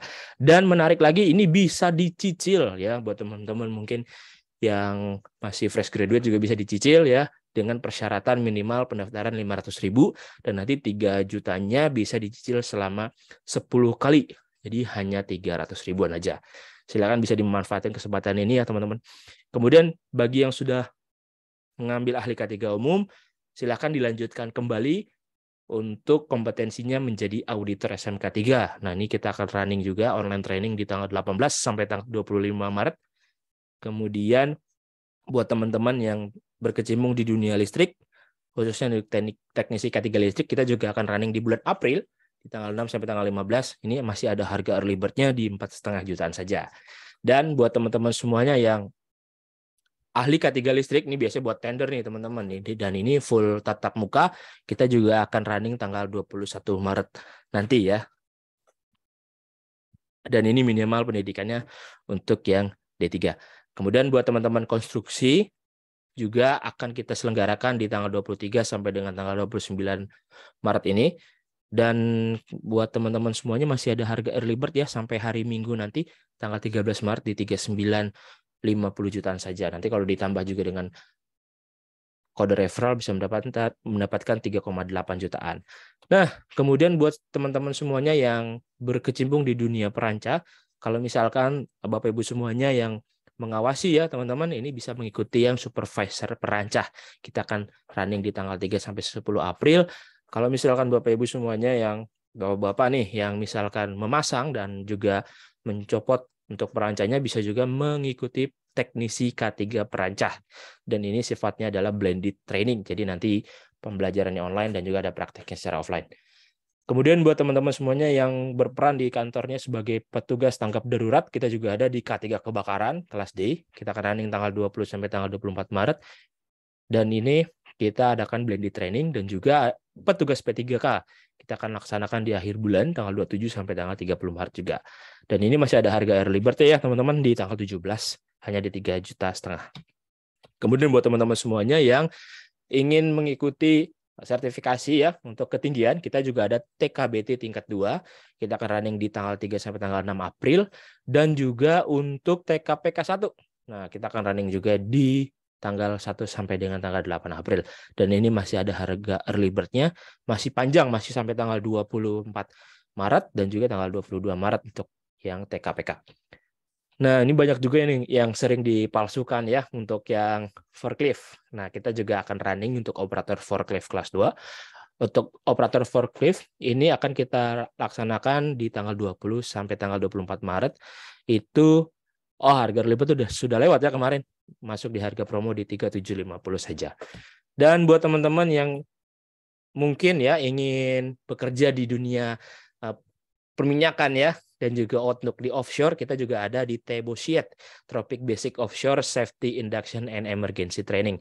Nah, ini teman-teman full tatap muka untuk pelatihannya di tanggal 17 Maret, dan materi nanti teman-teman akan dapatkan untuk basic sea survival dan basic firefighting dan juga basic first aid dan WET ya. Nah, ini akan kita laksanakan nanti di 17 Maret, harga early bird sudah lewat tapi masuk di harga promo saja. Kemudian buat teman-teman, nah ini berhubungan dengan materi yang kita bahas hari ini ya, tentang K3 rumah sakit. Buat teman-teman yang ingin mengikuti K3 rumah sakit dari Kemenaker RI, kita akan adakan juga nanti di awal April, tanggal 1 April, dan ini mendapatkan bonus sertifikat paramedis K3 Muda BNSP. Jadi buat teman-teman semuanya yang mengikuti Kemenaker akan mendapatkan bonus K3 Muda ya, paramedis K3 Muda dari BNSP. Tapi kalau misalkan teman-teman ikut yang paramedis K3 Muda BNSP itu hanya mendapatkan ya paramedis K3 Muda plus 10 sertifikat tambahan dari Mediatama. Oke. Kesempatan ini bisa teman-teman dapatkan ya, masih ada harga early bird-nya masih jauh, tanggal 22 Maret. Silakan manfaatkan kesempatan ini teman-teman semuanya, kita laksanakan blended training. Kemudian juga buat teman-teman yang bekerja di dunia confined space ya, di area terbatas, di ruang terbatas, teman-teman bisa mengikuti untuk yang confined space Madya. Ini kita akan running di tanggal 23 sampai tanggal 25 Maret, dan juga untuk confined space utama kita akan running juga di tanggal 10 sampai tanggal 15 April. Manfaatkan untuk early bird-nya teman-teman. Untuk di CSU masih ada di sampai tanggal 31 Maret. Nah, ini juga ATK standar Mediatama yang didapatkan bagi teman-teman peserta yang mengikuti pelatihan di Mediatama. Ada tas, agenda kerja, lencana, kartu flash, dan kita juga ada Imani ya. Sekarang jadi Imani, kemudian pulpen, pin safety, modul, sampai juga kemeja. Nanti disesuaikan dengan jenis pelatihannya. Nah, selanjutnya ada juga Milea. Di Mediatama kita menghadirkan metode pembelajaran secara mandiri, yaitu e-course K3, di mana teman-teman nanti bisa belajar secara mandiri melalui e-course Milea, Mediatama Learning Academy, dan ini berupa video, dan teman-teman nanti bisa mempelajari berupa menonton video. Nanti di akhir akan ada pretest ya, pretest dan post-test di awal, dan nanti sertifikatnya juga akan bisa terbit di akhir setelah teman-teman nonton semuanya. Kemudian buat teman-teman juga yang mencari pekerjaan, itu juga ada di mediatama.co.id, ada di menu karir. Kemudian akan ada ratusan lowongan pekerjaan terbaru setiap harinya buat teman-teman semuanya, tergantung dengan jenis tergantung dengan kota yang teman-teman inginkan dan juga salary yang teman-teman inginkan. Silakan bisa dimanfaatkan untuk mencari loker bagi teman-teman semua yang sedang mencari pekerjaan, dan tentunya wajib memasukkan ya atau memberikan CV yang menarik. Nah, di aplikasi Mika Super FK3 ini juga ada membuat CV online ya secara mudah dan juga gratis. Tinggal diklik aja buat CV online, kemudian pilih template-nya, masukkan saja seluruh biodatanya teman-teman secara lengkap, dan juga file-file bukti pendukungnya kalau bisa dimasukkan. Kemudian langsung tinggal di-download. Otomatis nanti teman-teman akan bisa melihat di akun, kemudian history CV. Di sini adalah seluruh sertifikat yang teman-teman buat. Nah, ini menarik lagi teman-teman yang teman-teman ingin mendapatkan uang tunai sebesar 3 juta rupiah, kita membuka kesempatan juga buat teman-teman bisa mendapatkannya. Caranya gampang banget. Di aplikasi Mika Super FK3 itu ada di menu akun, kemudian ada referral. Nah, referral ini digunakan ketika ada teman kita yang ingin mengikuti pelatihan di Mediatama, atau kita rekomendasikan aja sekalian ya ikutan pelatihan di Mediatama. Nanti tinggal pilih aja pelatihannya, lalu salin kode referralnya pada saat dia memesan melalui Mika Super FK3. Nah, kode referral ini dikopikan aja punya kita, dan nanti teman-teman yang mendaftar itu akan mendapat potongan sebesar 100.000. Kita yang mereferensikan mendapatkan fee sale sebesar 5% dari harga pelatihannya. Nah, nanti teman kita tinggal transfer aja, otomatis nanti kita akan muncul ya saldonya di menu referral.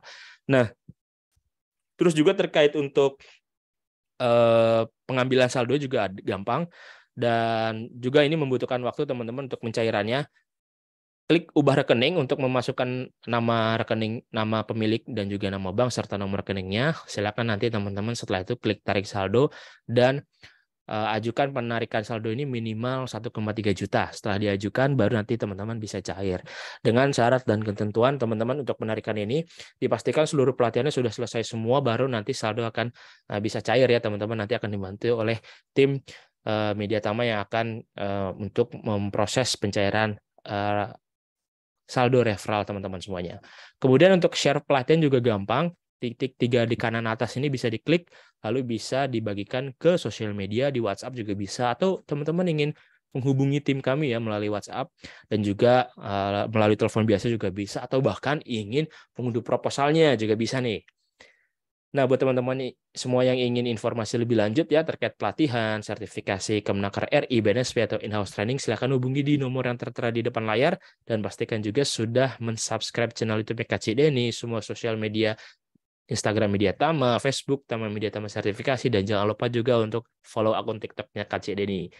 Dan buat jika ada yang ingin bekerja sama sebagai sponsor untuk produk-produk K3 seperti APAR, P3K, dan APD, silakan hubungi di nomor yang tertera di depan. Dan buat teman-teman juga yang ingin sharing ilmu dan mendapatkan passive income di kolega, kami membuka kesempatan untuk teman-teman bisa bergabung di komunitas instruktur Mediatama 2023. Nah, ini sudah makin banyak yang bertanya. Teman-teman semuanya yang ingin bertanya, silahkan bisa bertanya melalui kolom Q&A ya. Nah, oke. Di sini sudah ada yang bertanya, Pak Wahyuda. Dari Helena Septiaullah. Untuk membuat mapping risiko, apakah setahun sekali? Nah, silakan Pak Wahyuda. Baik, terima kasih Bu Helena. Jadi sesuai dengan permintaan di standar itu, ya. Jadi kita pada akhir tahun kita rapat bersama seperti itu. Kita buat tentang resikonya, ya, tentang mapping risiko dari tiap unit, ya. Seperti katakan tadi, sesuai dengan di peraturan kan kita buat dari unit, kemudian dikumpulkan, kemudian jadi risiko rumah sakit. Nanti dipilih oleh direktur. Dari sekian banyak nih dok, ada 10 dari unitnya. Yang paling menarik ada 5. Dokter milih yang mana ya, untuk risiko di rumah sakit ini, apa dampaknya? Kita kasih masukan seperti itu. Jadi betul ya, kita buat setahun sekali ya. Terus kalau tiba-tiba ada yang perkembangan berubah bagaimana Pak? Ya kita sesuaikan lagi. Seperti contoh kemarin ya, kita udah buat analisa pakai APD gitu kan, awal COVID ternyata gerah tuh, panas ya.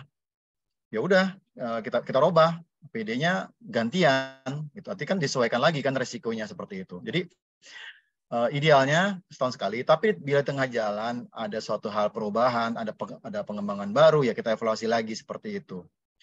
Itu Pak Arief untuk Ibu Helena. Oke, baik. Nah, kemudian ada pertanyaan lagi nih Pak dari Ibu Nurmala Ningtyas. Bagaimana jika sebuah perusahaan tidak mempunyai SDM untuk membentuk tim K3-nya itu sendiri? Ya, ini agak susah juga jawabnya ya. Karena gini, sebenarnya mungkin pendidikan kali ya, pendidikan formal ya. Kalau pendidikan formal memang terus terang kalau yang masih di daerah susah ya mencarinya. Kan kalau di peraturan di Permenkes nggak diminta kok harus misalnya dari FKM, ahli sarjana K3, enggak seperti itu. Yang diminta adalah PJ MFK yang punya keahlian aja di situ. Lihat, nah. Jadi nggak ada harus pendidikan formal, Pak Arief. Jadi jangan mengacu ke formal ya. Mungkin kalau di Jakarta, mungkin di Jawa lebih mudah. Tapi teman-teman yang di Sulawesi, tadi ada yang di Maluku, ya di Kalimantan, agak susah. Kan bisa latihan ya, latihan ikut ya seperti tadi yang yang April yang Mas Arief yang K3 rumah sakit itu ya. Iya, betul. Bisa ikut latihan seperti itu kan. Jadi Anda punya ininya secara legal formal Anda punya sertifikat ini loh, saya pernah ikut pelatihan gitu. Atau misalnya nggak ya mesti biaya mahal, ya bisa juga ikut pelatihan yang tiap Sabtu ini, cari momennya yang pas materinya berhubungan dengan rumah sakit, bisa seperti itu. Nah, bisa sambil belajar lagi seperti itu. Jadi nggak memang formal ya ideal seperti itu, karena memang ada peraturan. Tapi kalau nggak, artinya bisa orang yang ikut pelatihan ya, pelatihan baik dari BNSP atau di Kemenaker seperti itu. Jadi kalau sekarang nggak ada orang kayak agak sulit ya. Nanti surveyor nggak akan ketawa tuh, kok nggak ada ya, nggak mungkin nggak ada gitu. Pabrik pun wajib ada seperti itu, apalagi rumah sakit ya. Jadi ini tanggung jawab dari orang ahli K3 yang ada di tempat ibu bapak ya, di tempat Ibu Nurmala ya, kalau memang di rumah sakit ya. Jadi ibu jadi leadernya bentuk ya, memang agak susah Bu awal-awal Bu, tapi ajaklah pelan-pelan, bentuk dulu ya. Jadi menurut saya nggak usah berkecil hati. Jadi kalau agak sulit bisa diskusi lah gimana caranya seperti itu. Karena ya perlu trik dan strategi untuk ada gitu. Karena nanti di MFK 3 memang diminta penanggung jawab MFK itu memiliki potensi seperti itu aja sih. Apa saja nggak diminta tuh, nggak diminta pendidikan formal ya. Itu jawabannya Pak Arief. Oke, baik. Karena banyak juga nih yang memang saya tahu juga untuk yang di seputar K3 ada juga yang cerita sama saya, bahkan mereka memang lulusannya ada yang dari perbankan, ada yang dari finance, dan memang mereka punya sertifikat itu ya yang di luar informal tadi ya Pak ya. Iya. Oke, baik. Nah, selanjutnya nih dari Ibu Susana Helen. Apakah dari identifikasi data pada manajemen risiko menjadi dasar penyusunan FMEA? Dan siapa yang menyusun FMEA tersebut? Terima kasih. Baik, ini ada 2 pertanyaan. Jadi apakah yang manajemen risiko ini jadi daftar? Bisa ya. Kan kalau mungkin saya ini ya, saya boleh share dulu ya. Boleh Pak. Tunjukin di peraturannya nih. Ya, di TKRS nih. Udah tampak belum ya? Oke, ini ada FM. Nah, udah pakai Mas Arief ya. Ini komite ya atau tim penyelenggara mutu telah membantu pemilihan Manima 1 tahun, sebenarnya 1 analisis secara proaktif proses berisiko tinggi yang diprioritaskan untuk dilakukan analisis FMEA setiap tahun. Artinya pas tahun sekali. Bisa nggak yang sama dengan kemarin? Bisa. Kalau kemarin ternyata nggak selesai masalahnya. Bisa nggak beda? Boleh. Artinya selesai masalahnya seperti itu. Contohnya apa misalnya? Misal gini, di tempat ibu adalah masalah dengan listrik misalnya. Listriknya sering diarpat seperti itu. Kemudian gimana tuh? Kalau biar seperti berarti ada genset kan? Nah ini gimana dengan gensetnya? Siap nggak? Misalnya tempat ibu listriknya adalah 500 kVA. Gensetnya cuma ada misalnya 200 kVA. Pasti masih kurang kan? Seperti apa nih? Seperti itu. Ini satu contoh kajiannya. Bisa juga misalnya contoh di kajian tentang air ya. Karena air sesuai standar harus tersedia 1 kali 24 jam dan 7 hari dalam seminggu. Nggak boleh putus seperti itu. Berapa stok air ada di kita? Nah, itu harus dianalisa. Mungkin jarang kejadian, tapi begitu mati, ya saya kebetulan pernah ngalamin ya Pak Arief, air tuh mati gitu. Jakarta Utara air mati itu, wah heboh itu. Karena kan Ya. nggak mungkin air tanah ya, Jakarta nggak boleh. Dendanya mahal gitu. Kan di kita udah di utara itu baru 5 meter udah keluar air asin gitu. Jadi nggak bisa, kita harus punya cadangan di gronteng di bawah tanah, kemudian cadangan di atas, ada seperti kayak toren lah seperti itu. Itu dihitung bisa berapa jam untuk berapa pasien, berapa hari seperti itu. Kalau ternyata nggak bisa hanya bertahan 2 hari, kemudian gimana? Ya kita sediakan namanya simulasi kerjasama dengan pihak misalnya Palija atau PAM seperti itu untuk supaya air. Jadi itu satu contohnya gitu. Nah, nanti kemudian cara contoh-contoh lainnya yang bisa berdampak ya. sesuai dengan di sini nggak perlu banyak-banyak Ibu, cukup 1 atau 2 ya, yang ditunjuk yang kita lihat ini akan berdampak nih. Dan harapan saya tiap tahun masalah selesai gitu, kecuali nggak selesai artinya bisa muncul lagi seperti itu. Atau kalau nggak selesai kenapa ya? Itu Pak Arief untuk jawabannya. Oke, baik. Kita lanjutin lagi nih Pak, pertanyaan dari Pak Hardi. Nah, terkait analisis data nih, beliau bingung katanya nih untuk menganalisis data. Mungkin Pak Wahyuda ada contoh untuk analisisnya nggak Pak? Yang kebetulan memang beliau sebagai Ketua Submanajemen Risiko. Nah, ini terkait menganalisis data. Baik, Pak Hardi ya. Contoh detailnya ada, cuma nggak bisa dilihat. Mungkin nanti bisa japri aja gitu ya. Bapak bisa diskusi gimana sih tentang mengolah data. Biasa yang jadi masalah adalah Bapak kan karena kan harus ada namanya penanggung jawab data di tiap unit. Jadi misal Bapak ada radiologi, ada IGD, ada rawat jalan, rawat inap, ada gizi, ada berapa unit lah misalnya. Misalnya ada 10 unit anggap seperti itu. Berarti mesti ada masing-masing penanggung jawab data kan, seperti itu. Kemudian data itu kan harus diambil kan. Nah, harus diolah lagi datanya. Memang tanggung jawab dari kita, tapi kita harus memberikan edukasi, ya, memberikan pelatihan kepada teman-teman di unit tentang data, ya. Karena sekarang tuh datanya itu udah apa standar nasional aja lewat dari tanggal 5 gitu, udah close Pak. Jadi datang dikirim ke Kemenkes itu ada ininya gitu.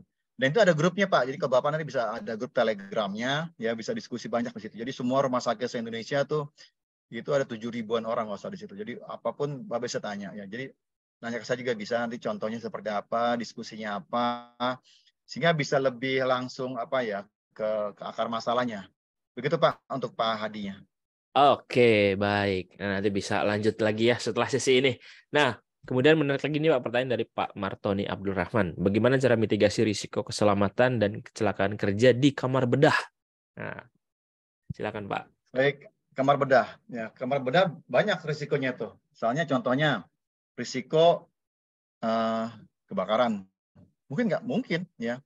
Karena aturan terbaru sekarang bukan hanya sediaan APAR ya, ada juga di situ adalah fire blanket ya.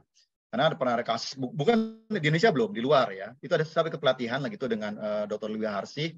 Gimana kalau untuk menggunakan koter itu kan panas Pak. Dikena kain, siram alkohol itu bisa nyala.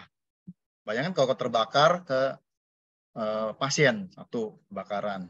Kemudian bahaya listrik ya. Oleh karena itu instalasi listrik di sana adalah standarnya bukan rumah tangga, standar industri seperti itu. Kemudian bahaya apa lagi ya? Kalau tertusuk jarum udah pasti itu hati-hati.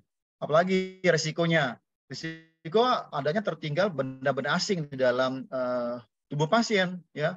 Teman-teman tuh menghitung sama menghitung kasa, ya kan dihitung kan? Kasa misalnya ada 10, digunakan 5 ya. Sisanya berapa? Di sisanya 4. Terus dihitung di sampahnya itu dibuangan ada berapa? Ya. Makanya biasa ada whiteboard, dihitung berapa. Jangan sampai tertinggal ya. Sampai tertinggal ada masalah. Wah, jangan sampai itu karena panjang ya. Jadi banyak. Jadi ya ini kita perlu duduk bareng artinya K3 ya. Meskipun kadang-kadang K3-nya bukan seorang medis atau bukan seorang paramedis tapi bisa dipelajari semuanya. Ya, dan kita harus diskusi terbuka. Apa contoh-contohnya? Banyak kok Pak ya, contoh-contohnya. Jadi di OK pun banyak ya, di mana bedah pun banyak. Apalagi misalnya terciprat cairan, pernah ada kasus juga ya. Dokternya terpapar cairan, ternyata waktu dites pasien HIV, dokternya panik kan, ya udah minum obat anti HIV, itu bahkan ada dampaknya ya, halusinasi lah, mual-mual seperti itu. Nah kita sebagai K3-nya waktu itu saya datang ya udah investigasi kenapa seorang dokter spesialis nggak pakai APD. Oh ternyata dia pakai Google-nya suka berembun karena ruangan dingin, kemudian kena uap dari mulut sehingga nggak nyaman.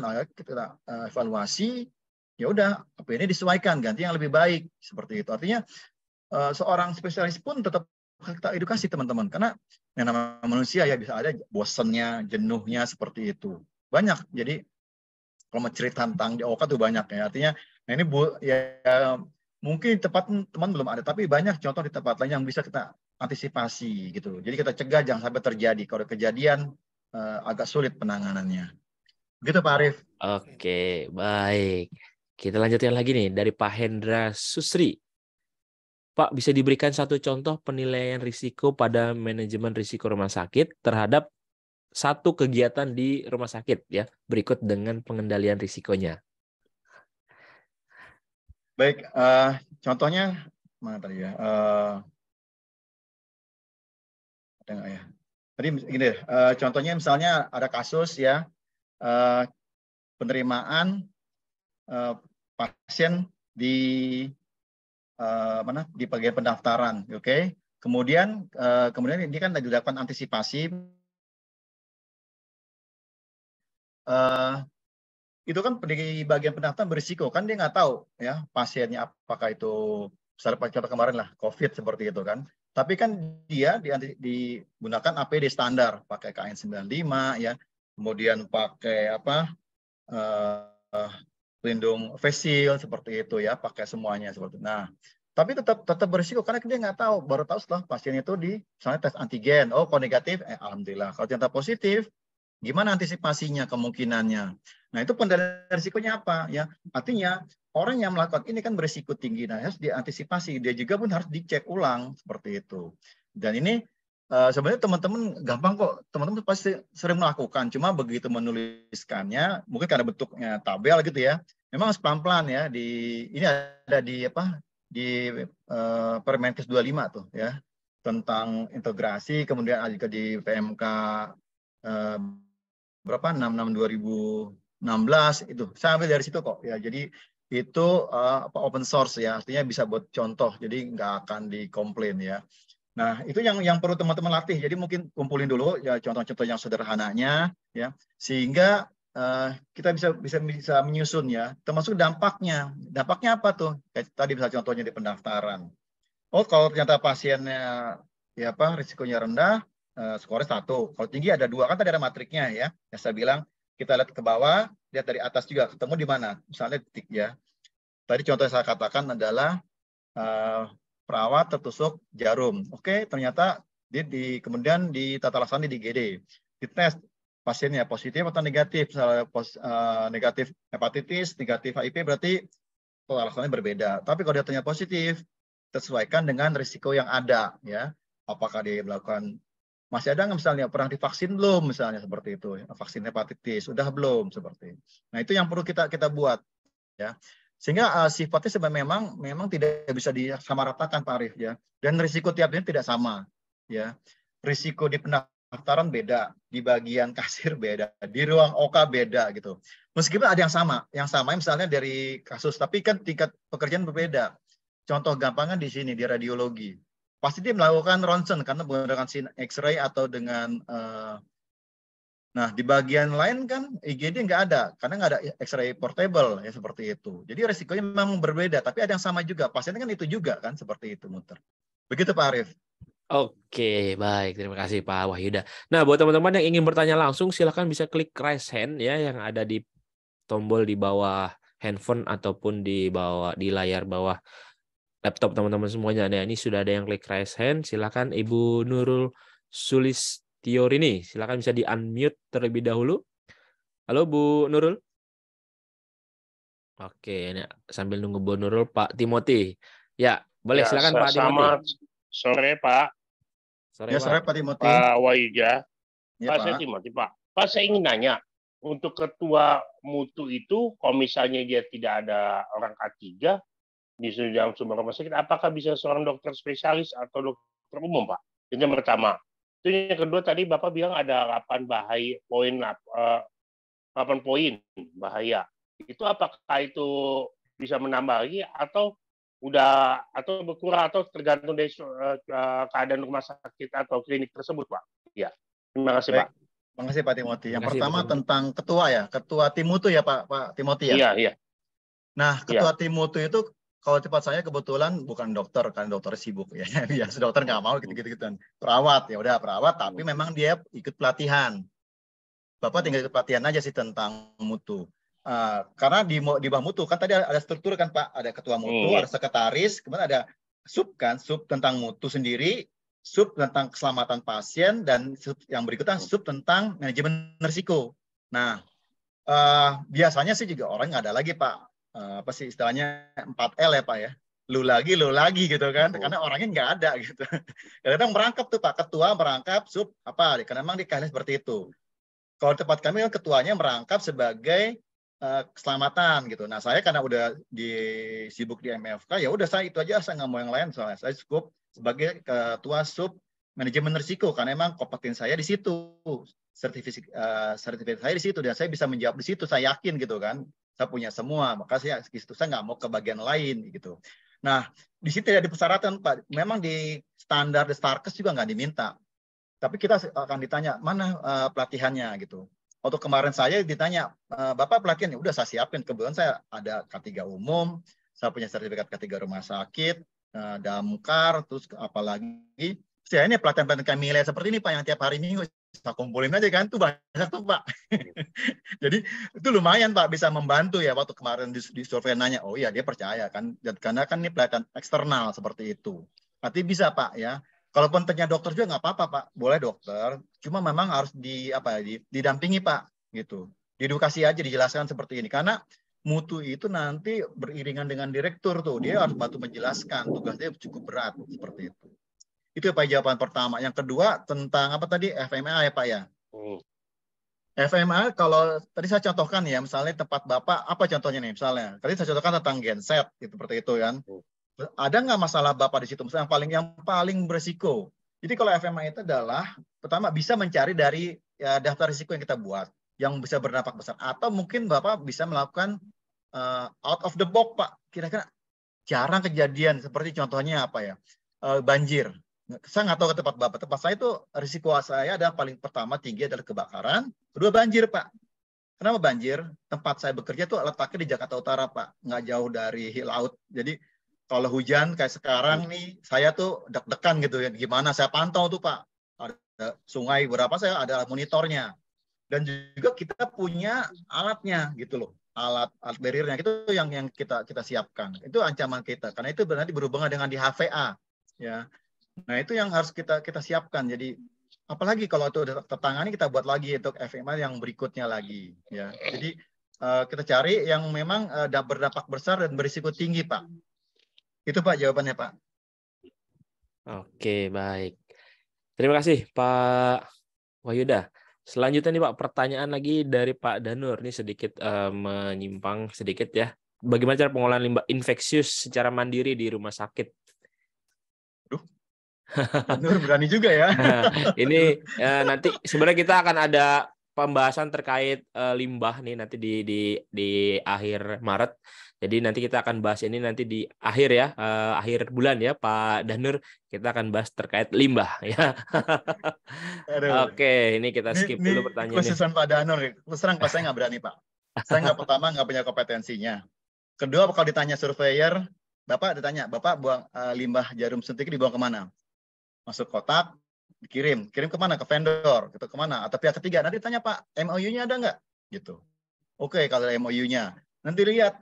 Kan Pak Arief tuh sampah itu ditimbang loh Pak. Yeah. Sampah medis itu ditimbang. Tiap hari ditimbang. Nanti dilihat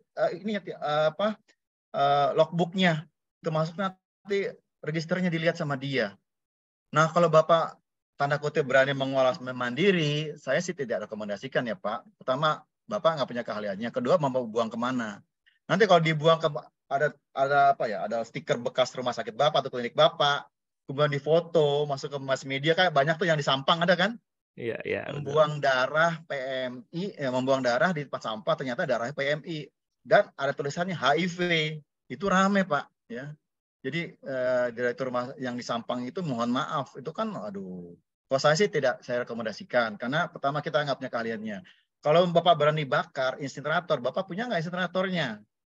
Memusnahkan jarum itu kan mesti sekian ratus derajat Pak Arief. Jadi kalau saya, terus terang saya bekerja sama dengan vendor pihak ketiga. Jadi dia ngambil, terus dikirim ke Cilegon.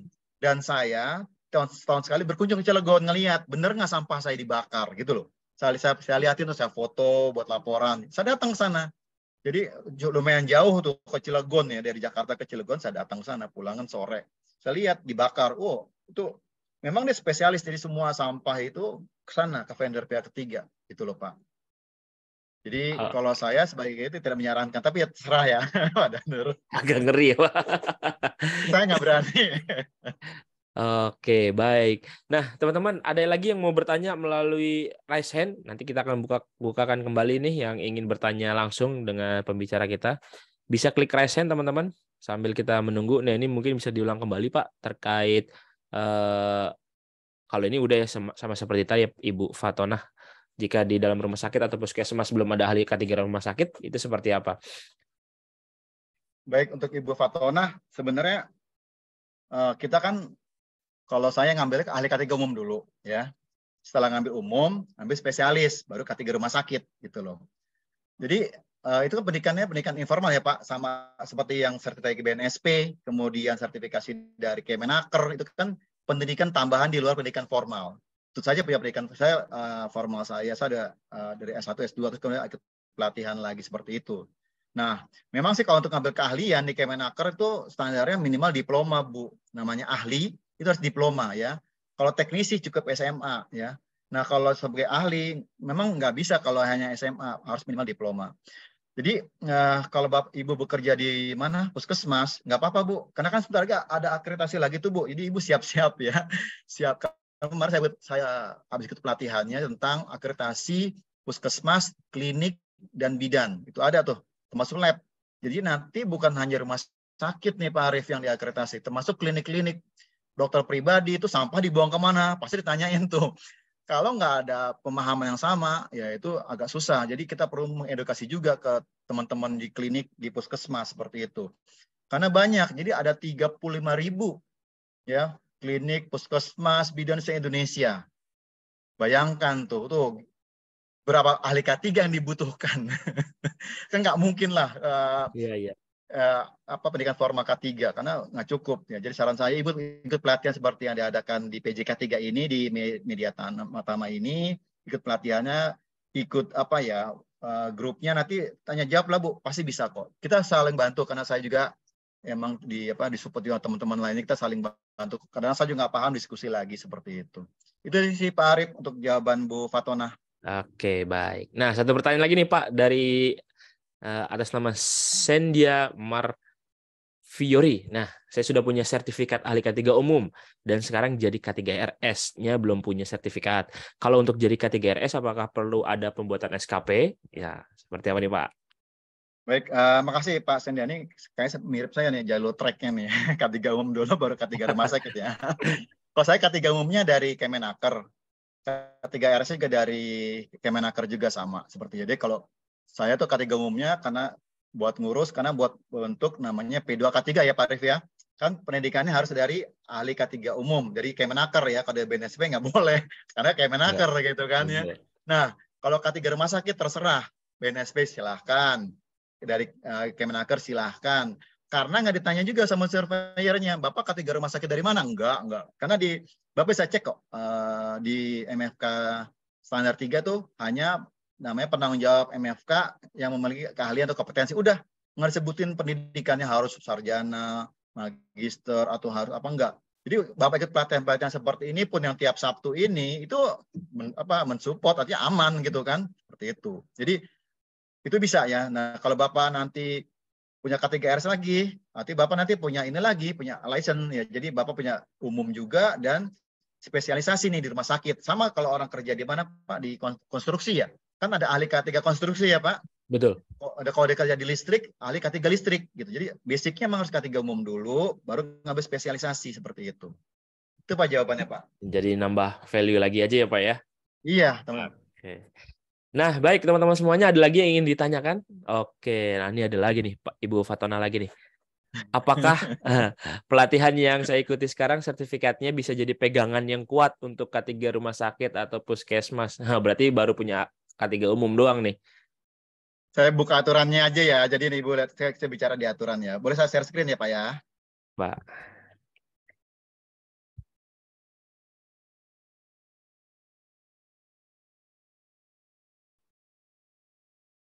Udah ya, tampak ya. Nah, kita Ya, buka Pak. di sebentar di MFK.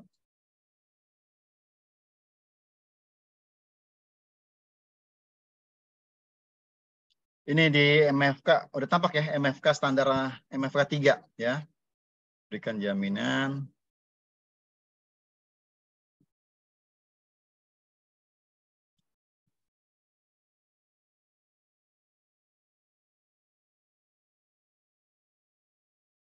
Nah, di nilai di EP MFK 3, jadi rumah sakit menerapkan proses pengelolaan jadi yang A sampai C, mengintegrasikan program, membuat pengkajian risiko yang kita latihkan hari ini ya, membuat laporan per 6 bulan ya.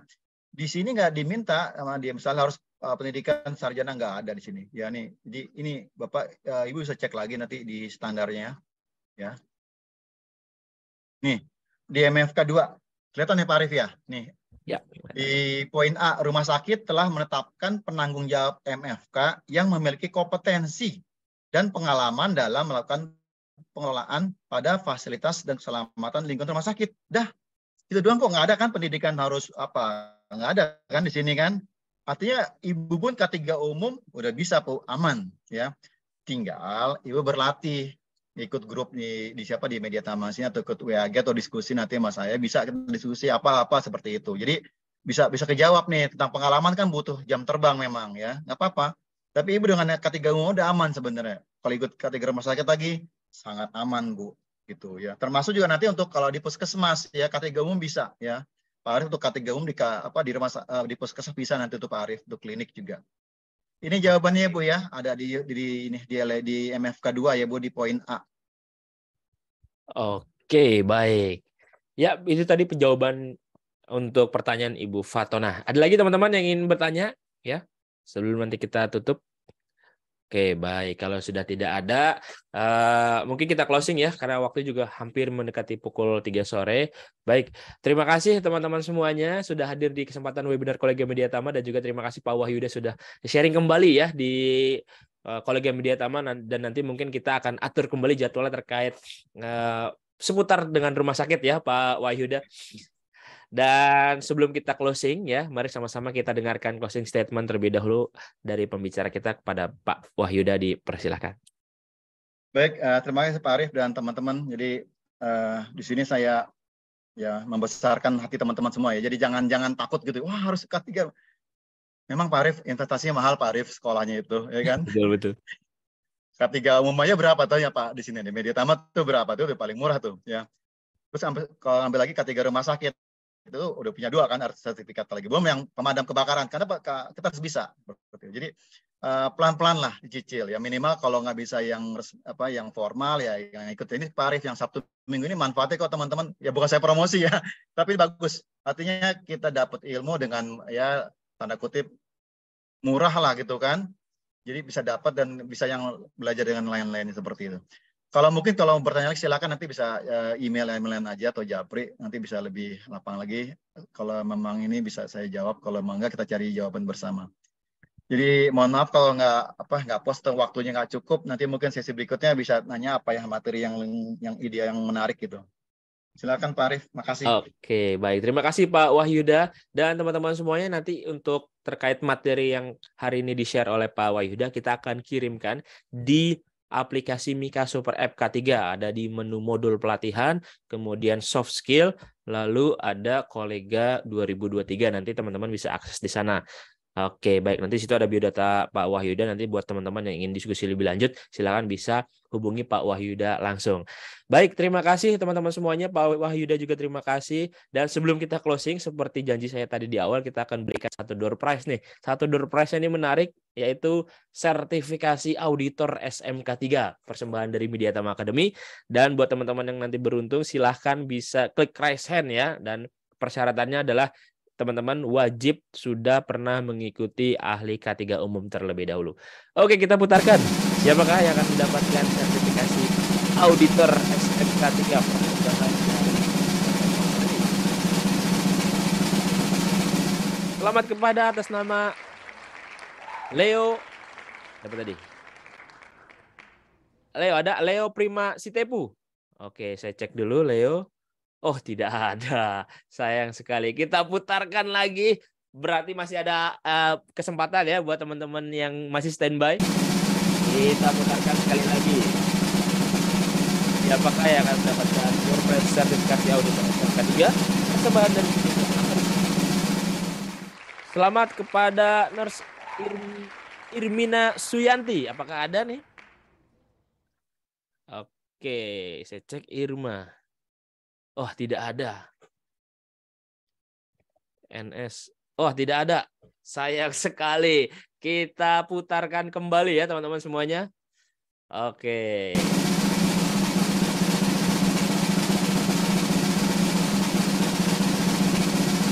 Baik.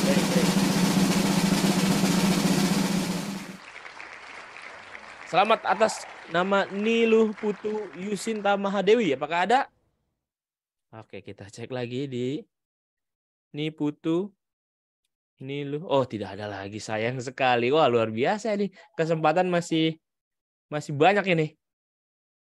Oke, kita putarkan sekali lagi. Harapkan teman-teman namanya sesuai dengan nama asli teman-teman ya. Karena kalau tidak sesuai nama gamenya kita anggap gugur. Selamat atas nama Edi Purna Fako. Tidak ada lagi. Waduh, sayang sekali. Hari ini lumayan banyak ini yang sudah absen tapi langsung cabut. Baik. Kita benarkan lagi sekali lagi. Selamat atas nama Haniza. Apakah ada? Oh, ada. Baik, selamat. Akhirnya ketemu juga pemenangnya. Selamat kepada Haniza Yulandari mendapatkan 1 buah door prize persembahan dari Mediatama Academy yaitu sertifikasi auditor SMK 3 persembahan dari Mediatama Academy. Baik, terima kasih teman-teman semuanya sudah hadir di kesempatan pada siang hari ini, dan jangan lupa untuk tetap bisa hadir kembali di webinar kolega selanjutnya, dan tentunya masih di waktu yang sama di 13.00 sampai dengan 15.00 waktu Indonesia bagian Barat. Dan juga buat teman-teman yang belum mengisi absensi, silakan bisa mengisi terlebih dahulu hingga pukul 16.00 waktu Indonesia bagian Barat. Baik, terima kasih. Saya Arif Purwadana. Saya Wahyuda. Ucapkan wabillahi taufiq wal hidayah. Wassalamualaikum warahmatullahi wabarakatuh. Selamat sore teman-teman semuanya. Terima kasih Pak Wahyuda. Terima kasih Pak Arif.